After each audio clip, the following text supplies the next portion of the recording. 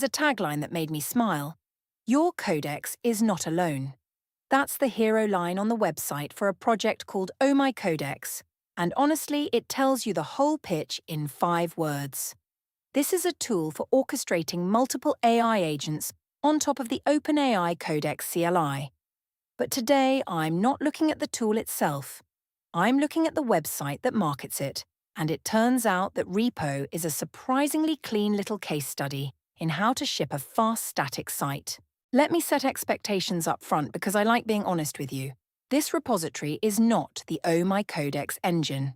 It's the GitHub Pages website for it. The description literally says so. So if you came here hoping to read the multi-agent orchestration source code that lives in a different repo, what we've got here is the marketing and docs site, plus a whole pile of documentation that got synced in from the main project. And that distinction actually matters, because it shapes everything about how the repo is built. When your job is just to present a product beautifully and load instantly, you don't reach for a framework. You reach for plain HTML, CSS, and a sprinkle of JavaScript. That's exactly what happened here, and I think it's the right call. Before we crack open the code, let me tell you who Oh My Codex is actually for, since the website is the front door for it. If you use the OpenAI Codex CLI and you've ever wished you could run more than one agent at once, coordinating planners, executors, and verifiers like a little software team, that's the whole idea. The site walks through features, installation, agent tiers, skills, and a Discord integration. Okay, let's do a repo tour. At the root, you've got the classic static site skeleton. There's an index.html for the landing page, a CSS folder, a JS folder with a single main.js, a data folder holding a stats.json file, and then a genuinely enormous docs directory, plus a .github workflows folder that does the automation. I really like how the CSS is organized. Instead of one giant style sheet, it's split into 4 files with clear jobs. There's base for the foundational styles, a design system file which usually means variables, colors, spacing tokens, that sort of thing. Components for the reusable pieces and animations for the motion. That separation tells me somebody actually thought about maintainability here rather than just dumping styles in one place. Now the docs folder is where it gets wild. There are dozens of release readiness reports, going from version 0.8 all the way up past 0.18. There are contract documents, prompt guidance fragments, pipeline templates, and READMEs translated into something like a dozen languages. This is clearly synced automatically from the main project, and it turns the website repo into a full documentation mirror. There's also this .omx folder full of logs and state files, JSON lines with session history, turns, hooks, metrics. That's the fingerprint of Oh My Codex itself being used to build this very site. It's a little meta, honestly. The agent tool left its own footprints in the repo it was helping create. The 3 workflow files tie it all together. There's a deploy workflow that pushes to GitHub Pages, a sync from source workflow that pulls docs in from the main repo, and a sync stats workflow that keeps that data/stats JSON up to date. So the humans write the landing page and the robots keep the docs and numbers fresh. That's a nice division of labor. All right, enough looking. Let's actually run this thing. Because it's a static site, there's no build step, no npm install, no bundler. That's kind of the whole point. So the fastest way to prove it works is to serve the folder and hit it with a browser. I fired up Python's built-in HTTP server on port 8099, backgrounded it, and gave it a second to warm up. This is the humble little static server that ships with Python, and for a site like this, it's all you need. No dependencies, no config. Now here's a small gotcha from the sandbox. Curl wasn't installed, which, happens. So instead of curl, I used a quick Python one-liner with urlib to fetch each core asset and print its status and size. And every single one came back with a 200.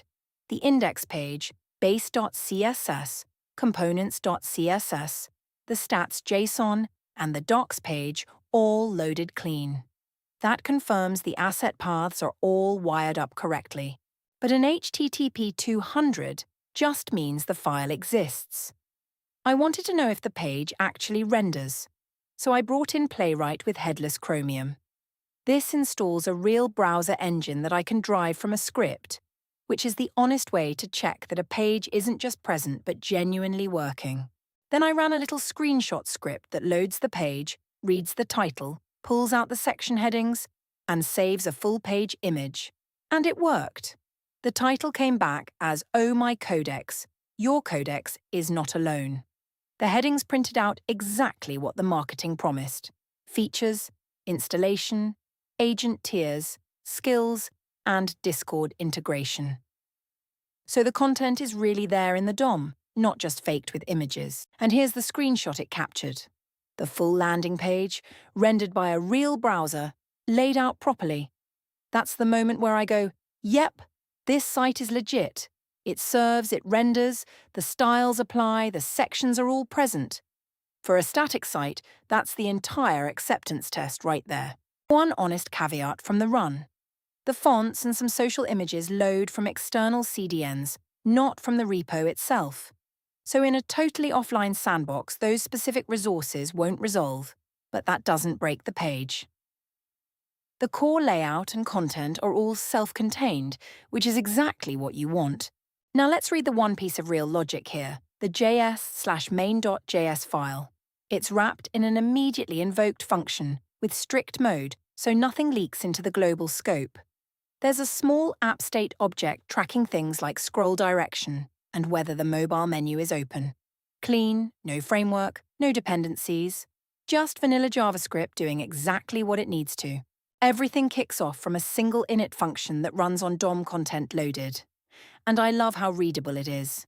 It just calls a series of clearly named setup functions in order: scroll reveal, fixed nav, mobile menu, copy buttons, smooth scroll, tilt effect, hide the loader, then fetch the GitHub and npm stats. You can understand the entire behavior of this site by reading 9 lines.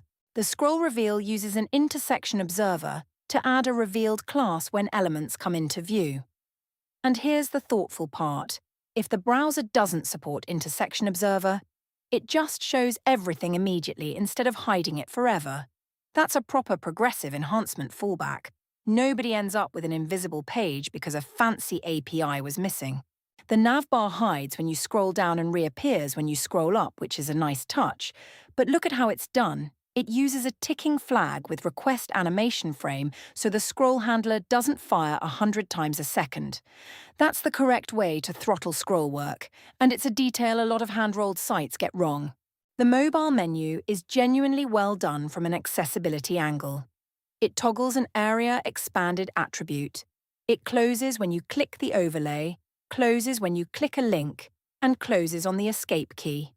It also locks body scroll while the menu is open.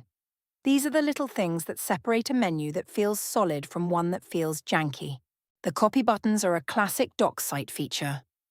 Click one and it grabs the code from the nearest code block, writes it to the clipboard, and flips the button text to copied for 2 seconds.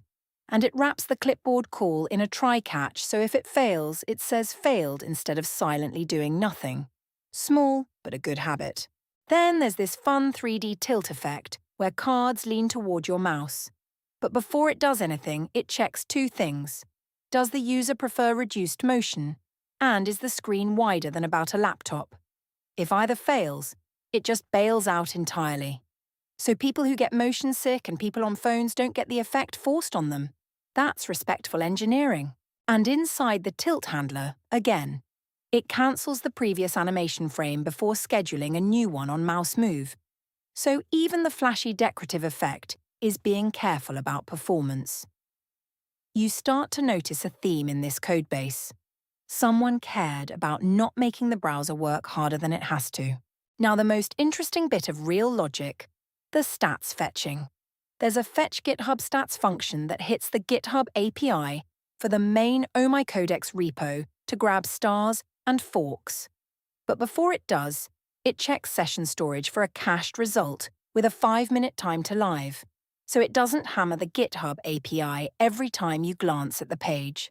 If the cache is fresh, it just uses it. And crucially, if the API call fails, it doesn't crash or leave a spinner spinning forever. It calls the UI update with null values, and the display just shows a dash. Graceful degradation again. The page never looks broken just because a rate limit got hit. There's a mirror image function for NPM downloads that queries the NPM registry for last month's download count of the OpenAI package with the same caching and the same fallback. And there's a neat little format number helper that turns big numbers into things like 1.2K or 1.2M, so the display stays tidy. And right at the end, there's a nice touch for debugging. It exposes a global window.omx object with the version, the app state, and a refresh function, plus direct access to the fetch functions. So if you're poking at the site in DevTools, you can manually re-trigger the stats fetch or inspect the state without digging through closures. That's a thoughtful little developer affordance. So how does that stats JSON in the data folder fit in? Remember that sync stats workflow. The idea is the workflow can keep a stored snapshot of stats fresh on a schedule, while the client-side JavaScript also fetches live numbers with caching. Belt and suspenders. You get reasonable numbers even if the live API is having a bad day. The site also ships standalone HTML doc pages, like a getting started page, an agent's reference, and integration guides, alongside all those markdown files. So it's serving double duty as both a landing page and a real documentation hub. For a project moving as fast as OpenAI Codex clearly is, releasing past version 0.18, having that all-in-one deployable place makes a lot of sense. Now let me be straight about the limitations, because that's the deal we have. This repo won't teach you how the multi-agent orchestration actually works under the hood. That's in the main project. What this repo teaches you is how to present a technical product cleanly, how to structure vanilla CSS and JS well, and how to automate docs syncing with GitHub Actions. If you set your expectations there, it's a genuinely nice reference. And the run itself was refreshingly boring in the best way.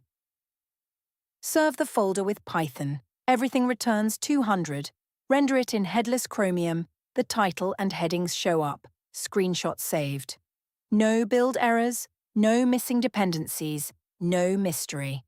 That's the payoff of a static site done right. It just works. And it works anywhere you can drop the files. In real life, of course, you don't run Python's server. You let the deploy workflow push it to GitHub pages, and the CDN serves it for free. The .NoJekyll file in the root is a small but telling detail.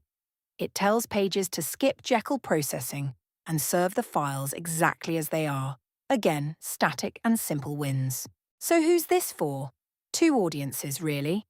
If you're curious about OpenAI Codex, the multi-agent codex tool, go visit the live site, read the Getting Started page, and then head to the main project to actually install it. And if you're a developer who wants a clean, framework-free example of a modern product site, this repo is a lovely little read. Small enough to grasp in an afternoon, polished enough to learn from. If you want to poke at it yourself, clone the repo, run python-mhttp.server in the folder, and open localhost in your browser. That's the entire setup. From there, you can read main.js top to bottom in 10 minutes and see every technique we talked about, the observers, the caching, the graceful fallbacks, all in one file. That's the tour. A marketing site that turned out to be a tidy engineering lesson, wrapped around a genuinely interesting agent orchestration tool. Go check out the live site, and if the multi-agent idea grabs you, follow the trail to the main OpenAI Codex project.